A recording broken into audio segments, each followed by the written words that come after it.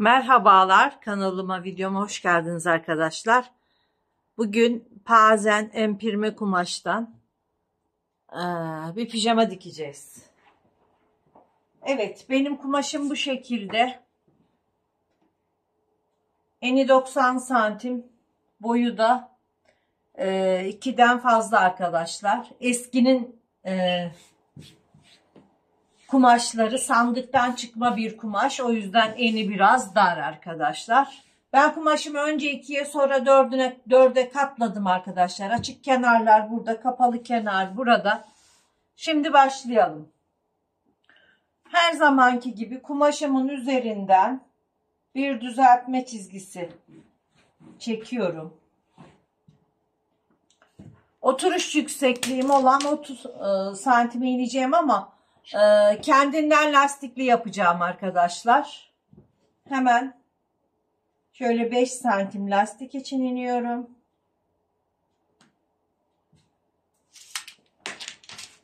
Ve bunu da enine uzatıyorum 5 santimi.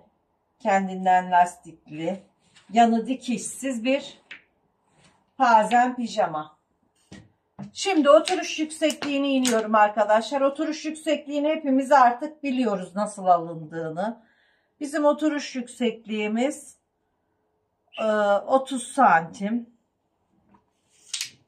Bunu da hemen enine uzatıyorum. Kalçayı 4'e bölüyoruz arkadaşlar. 4 bölü 1'i artı 2 santim 30 santim yapıyor. Kalça bölü 4 artı 2 30 santimi buradan işaretliyorum.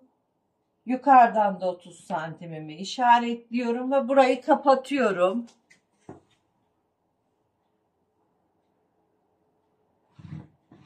Dört katı birden çalışıyoruz. Ön ve arka birlikte çalışıyoruz. 12 santim A için işaretini alıyorum. 12 de buradan alıyorum. 12. Pratik bir şekilde ağımı birleştiriyorum.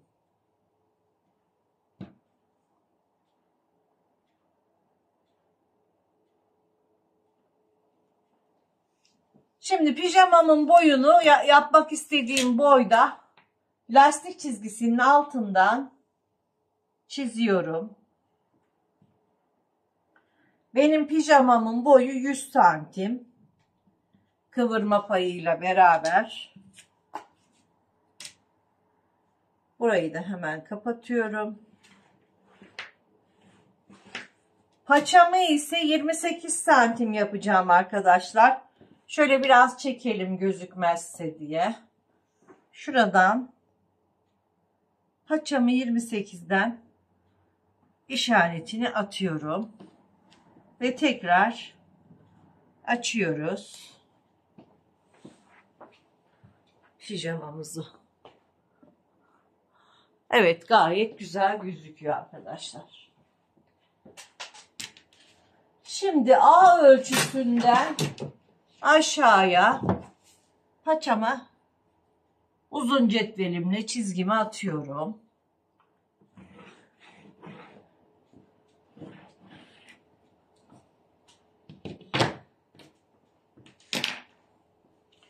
Ve şuradan 1 santim içeri giriyorum arkadaşlar.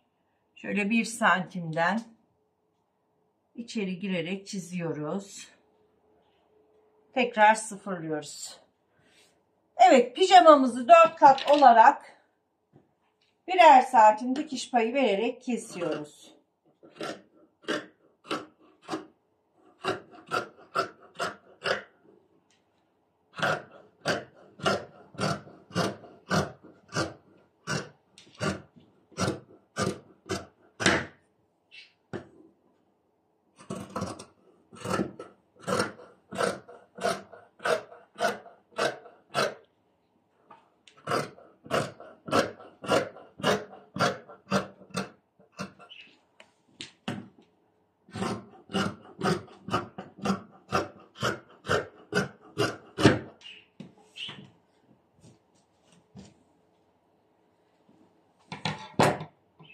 Pijamamın ortasına bir çıt atıyorum ve açıyorum arkadaşlar.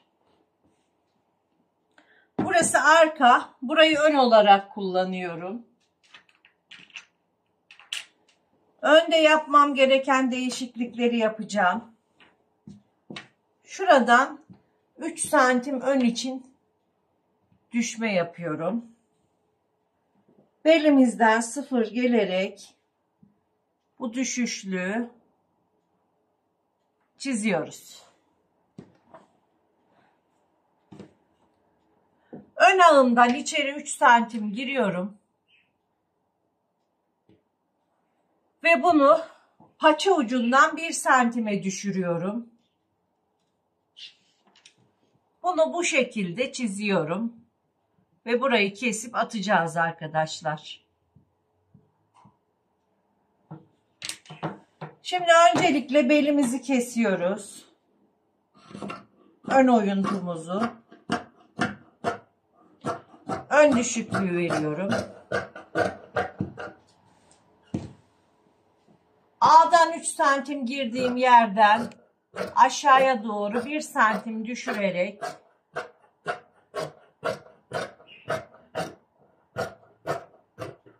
bir santime düşürerek kesiyorum. Pijamamın kesimi bitti arkadaşlar. Şimdi düz yüzlerini içeri alarak çeviriyoruz şöyle. Düz yüzlerini birbirine öpüştürerek pijamamızın dikeceğiz arkadaşlar.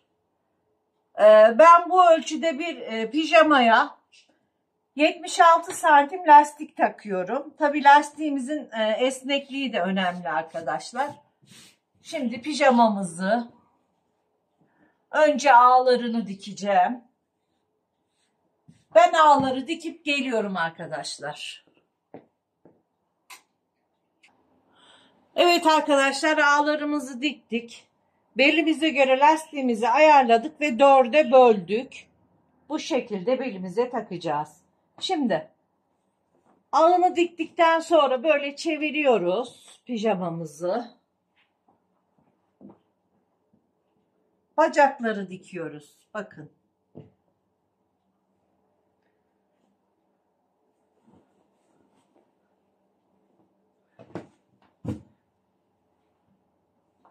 Pijamamızın bacak arasını dikiyoruz. Sonra lastiğini takacağız arkadaşlar. Pijamamın bacak arasını diktim. Şimdi beline geldik arkadaşlar lastik takmaya. Lastiğimizi 4'e böldük. Pijamamızı da 4'e böldük. Şimdi lastiğimizi takacağız.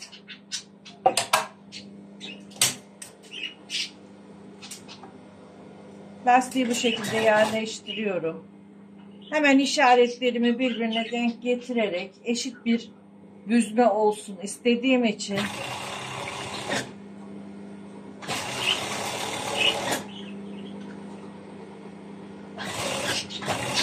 bu şekilde dikiyorum.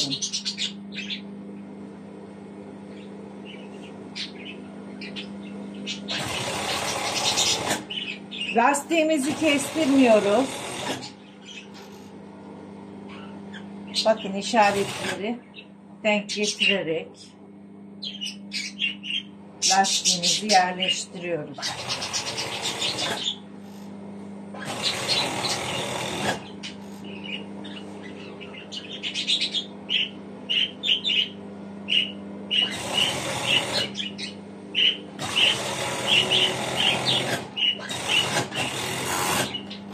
Evet, lastiğimizi taktık.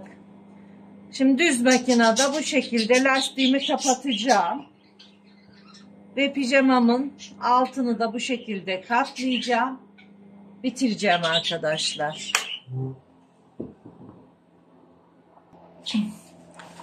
Evet arkadaşlar. Şimdi pijamamın lastiğini düz makinede kapatıyorum.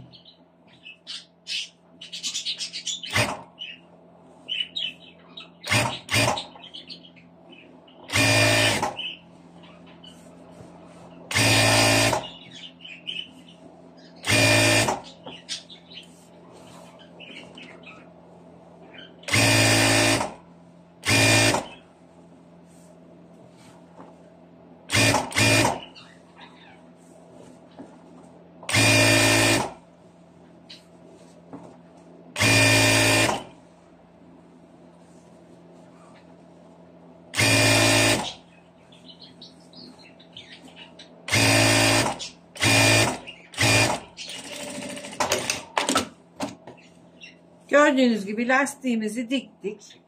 Şimdi hemen paçaları katlıyoruz.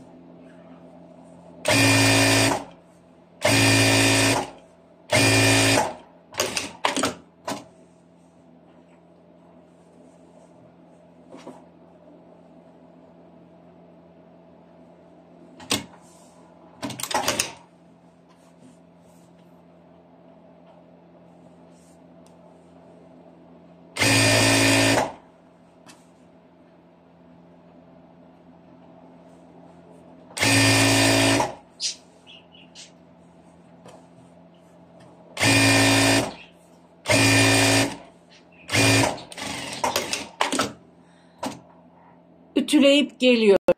Pijamamızın bitmiş hali arkadaşlar. Gördüğünüz gibi. Çok güzel, çok kolay. 10 dakikada kesip dikebilirsiniz. Pijamamızın bedeni bu arada 46-48 bedene uyumludur. Kalça 120 ölçüsü arkadaşlar. Gördüğünüz gibi. 10 dakikada kesip dikebilirsiniz. Beğeni ve yorumlar unutmayalım arkadaşlar. Abone olursanız çok sevinirim. Hoşça kalın, sağlıkla kalın.